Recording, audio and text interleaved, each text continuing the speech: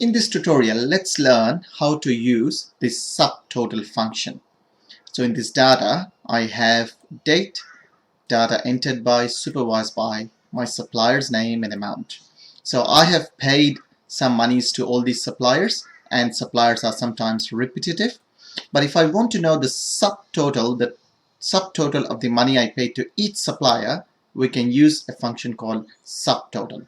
Let's see how to do it. So first of all, whatever you're doing the subtotal by, you need to sort the information with that particular cell. So now I want to sort it by supplier because I want to know how much money I paid to each supplier. So that's very important that you need to sort that information first. So I would say first of all go to home. You have seen in the previous tutorials how to use sort function. So you go to home, sort, custom sort, and I want to sort with column F. Okay, column F.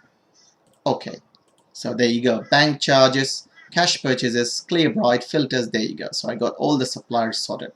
So what I'll do now is I will select including the heading, right, and go to data and go to subtotal and say okay.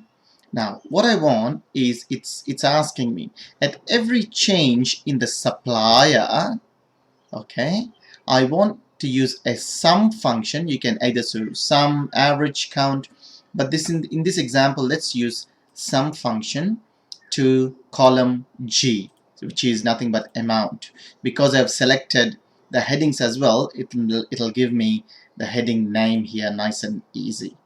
So I would say okay. There you go, right? So there are two items under bank charges, and the total for bank charges is $84.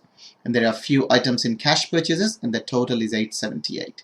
Now if you come to this side and click 2, it will just show the totals. You see, nice and neat, 84, 879, and the total is 35,000. Okay, and if you click 1, it's a high summary view, which is the grand total is 35,000. So you click 3, it'll give you in detail. You click 2, it'll give you the subtotal function, and it'll give you the subtotal for each supplier. This is how you use the subtotal function.